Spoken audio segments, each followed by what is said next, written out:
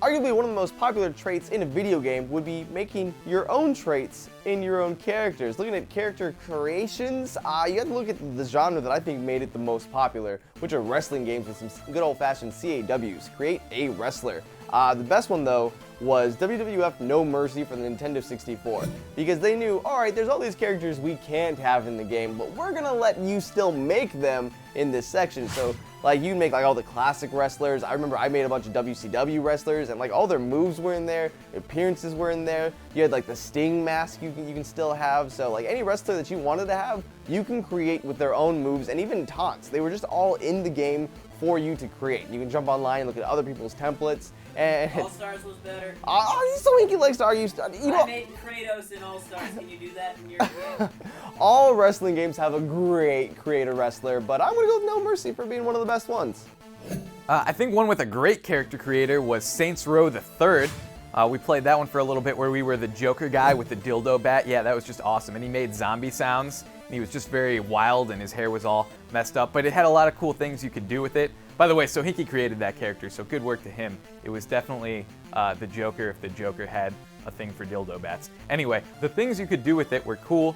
I like the way you could increase sex appeal, and you know, it would make the chick's boobies bigger. And you could customize taunts and there was one called the Dumper. That was interesting, where it just like taunts you by taking a dump. I don't know. It was very interesting, so definitely props to Saints Row the Third. We're talking about character customization. I think I have to just give props to the very first game I ever played with any character customization. That was a side scroll called Cyborg Justice. So it was sort of a Streets of Rage type game, but at the beginning of the game you'd make your own robot, and there wasn't a lot. You could change out 3 different heads, 3 different bodies, and 3 different legs. But the cool thing about it is it's one of the only games I've played where your character customization actually matters as far as functionally how you play the game.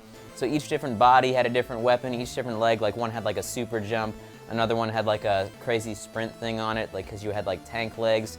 But it was really cool because functionally the way you made your character look aesthetically also had to do with how the gameplay went and how your character performed and the different powers he had. So it was definitely cool for that. Mortal Kombat is one of my favorite video game franchises, though I don't think it needs to create a fighter mode, but they added one in Mortal Kombat Armageddon. Now this was the Mortal Kombat game where just like every single character ever created was here in the tournament, and it was pretty epic, it was pretty cool, but you can also create a fighter. And in this it's like, alright, you can make a really cool badass ninja that has like all these different combinations of moves and special abilities of all your favorite characters, or you can make the dude from Punch-Out! Or you can make Mario, or just get super ridiculous with your creative fighters. Like you can make like a demon, you can make a demon with a giant head and small arms. Like that's what makes creative fighters great, or creative characters great. It's like when you just have like the most obscure creation, it's just like, yeah, this is legit. He can kick your ass with his tiny legs and giant head. It's pretty cool. It's pretty cool. Aeon's pretty good when it comes to character creation. They've got a lot of options. You can make a really tiny guy with a giant head, which looks cool, and then they have like a full color palette for skin tones and, you know, hair and stuff, so really a lot of options in color there, and facial features and stuff like that. Really detailed options. Like I've seen videos where people make like character creations that are celebrities. Like there was a really good Jay Leno I saw online with the guy was just walking around, and if you met that person in the game, you'd be like, holy shit, Jay Leno is out here just kicking ass and taking names. That's crazy. I would have personally made Conan instead if we were doing talk show hosts, but you know, whatever. If you have that kind of power to create a character that looks that recognizable, it's always a good thing.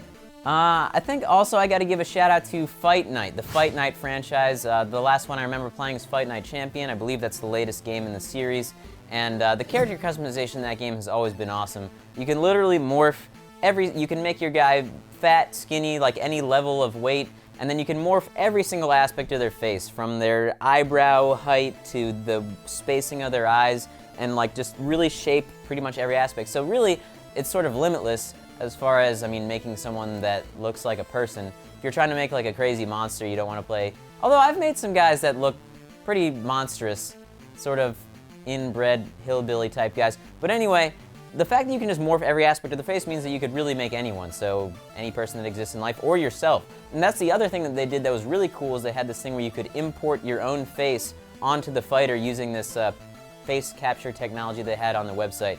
And I say face capture technology, but it was really just you taking a picture with a webcam and then uploading it online. But it was still pretty cool.